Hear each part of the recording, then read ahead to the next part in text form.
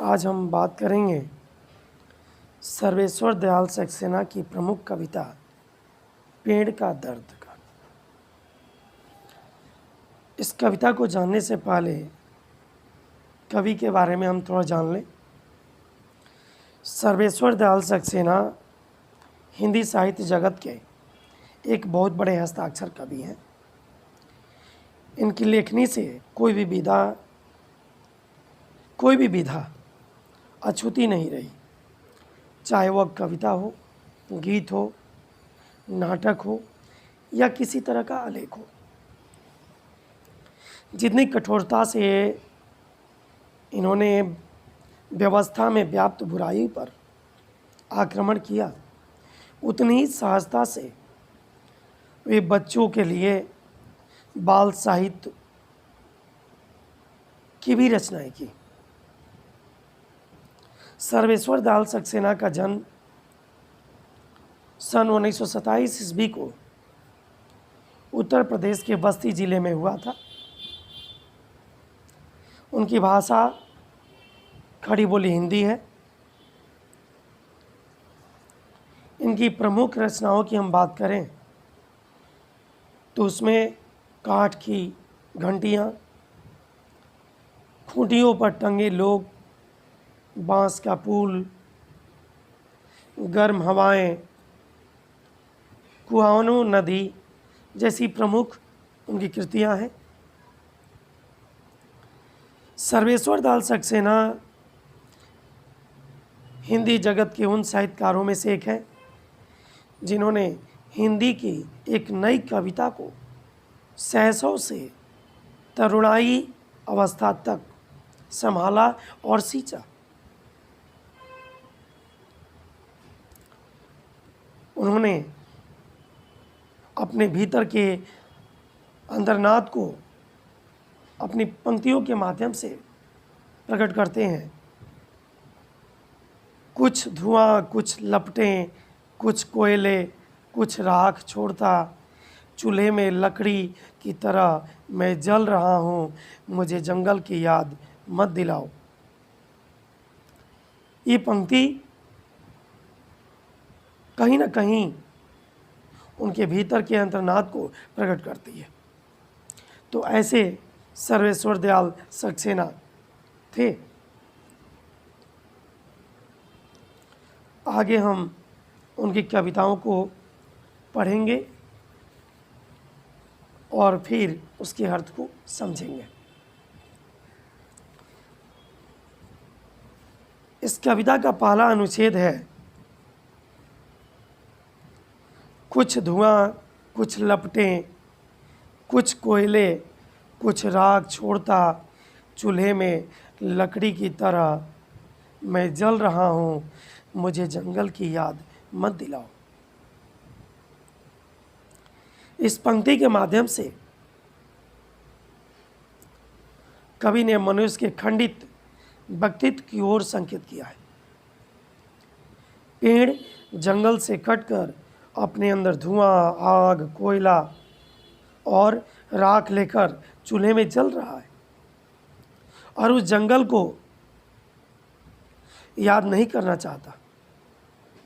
वास्तव में कवि पेड़ के माध्यम से हमारा ध्यान वर्तमान समय में मनुष्य की स्थिति की ओर ले जाना चाहते हैं। आज जो वर्तमान परिस्थिति है, उस परिस्थिति में आज के वर्तमान समय में मनुष्य एक दूसरे पर इस तरह हावी हो गया है कि वह अहित छोड़कर दूसरे का भला करना भूलता चला जा रहा है। वो किसी की भलाई करना ही नहीं चाह रहा बुराई के सिवा। इस अनुच्छेद की मुख्य बात यह है कि धुआं, लपटें, कोयला ये सभी प्रतीकात्मक शब्द हैं और इसी प्रतीकात्मक शब्द के माध्यम से कवि ने मनुष्य की मानसिक स्थिति का भी वर्णन किया है। दूसरा अनुच्छेद में कवि लिख रहे हैं, हरे भरे जंगल की जिसमें मैं संपूर्ण खड़ा था, चिड़िया मुझ पर बैठ चहचहाती थी, धामीन मुझसे लिपटी रहती थी और गुलदार उछलकर मुझ पर बैठ जाता था। कवि बड़े सहजता के साथ अपनी बात रख रहे हैं।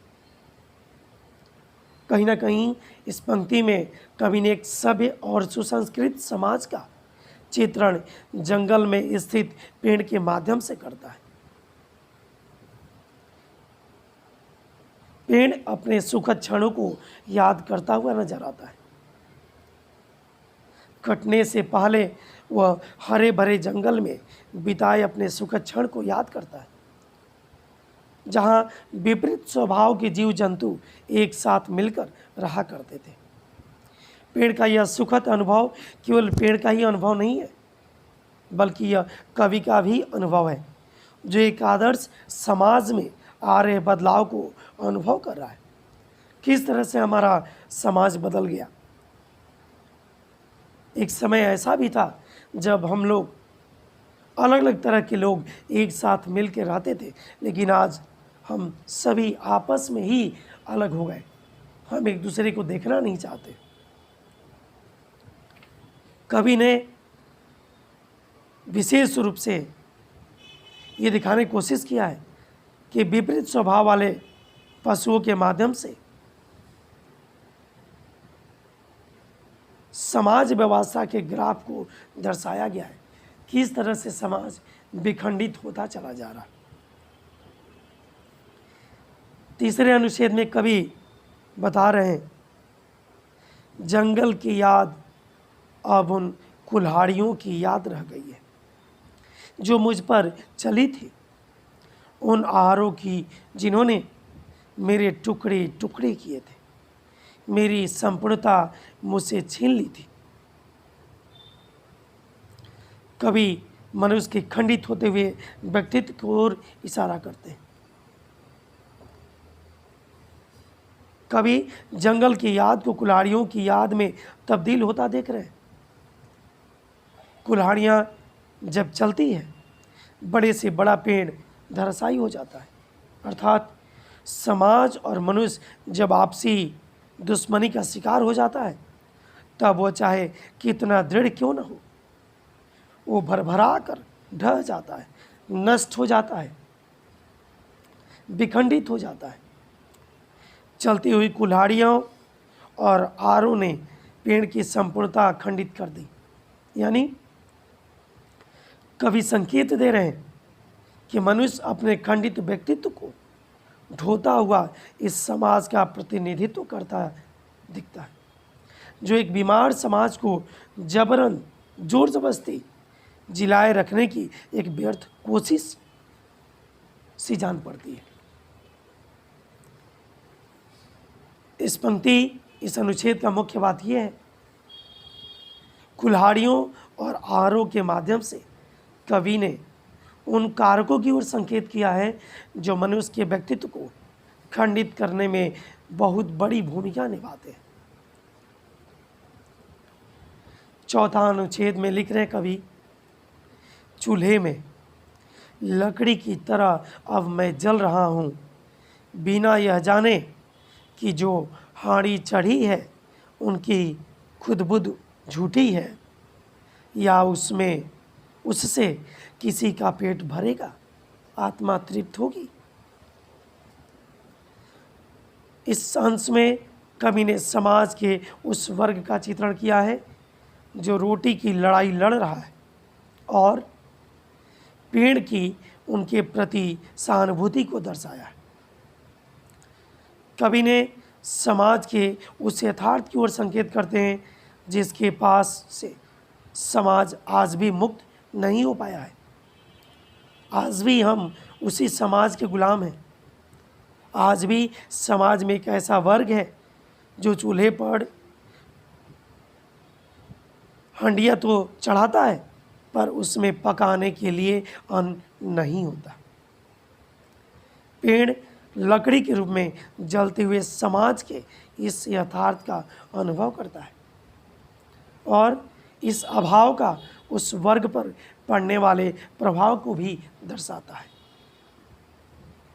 इस अनुच्छेद की मुख्य बात है कि चूल्हे में लकड़ी की तरह जलने के माध्यम से कवि ने समाज में व्याप्त तंत्र का शिकार बनकर या बनना दर्शाने की कोशिश किया है। अगले अनुच्छेद में कवि लिख रहे हैं, बिना यह जाने कि जो चेहरे मेरे सामने हैं वे मेरी आँच से तमतमा रहे हैं या गुस्से से वे मुझे उठाकर चल पड़ेंगे या मुझ पर पानी डाल सो जाएंगे, जंगल की याद मुझे मत दिलाओ। इस अंश में कवि समाज के शिकार लोगों में क्रांति की भावना को जागृत या फिर सुप्त होने की भावना के प्रति आशंका व्यक्त करते हैं। वे कहते हैं कि व्यवस्था तंत्र के शिकार लोगों की प्रतिक्रिया के प्रति आशंका व्यक्त करते हैं। समाज का वह वर्ग जो आज भी रोटी की लड़ाई लड़ रहा है, उसके भीतर व्याप्त आक्रोश के प्रति भी कभी आशंकित नजर आता है और लकड़ी में तब्दील हो चुके पेड़ की मनोदशा का वर्णन बड़ी बारीकी से करता हुआ रोटी की लड़ाई लड़ रहे वर्ग की मनोदशा से जोड़ता है। तात्पर्य है कि आज भी एक ऐसा वर्ग है, एक ऐसा समाज है जो रोटी की लड़ाई लड़ रहा है।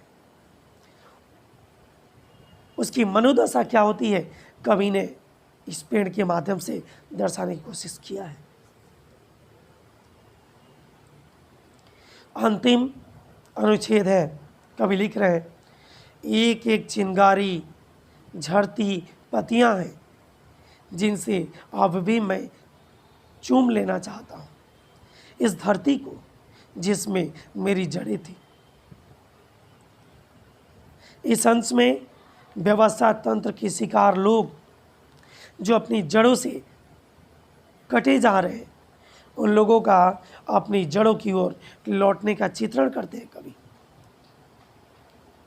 चूल्हे में जल रहा पेड़ जिसे काटकर लकड़ी में तब्दील कर दिया गया है, उससे निकलने वाली चिंगारी की तुलना झड़ती हुई पत्तियों से करता हुआ उस धरती को चूमना चाहता है जिसमें उसकी जड़ें थी।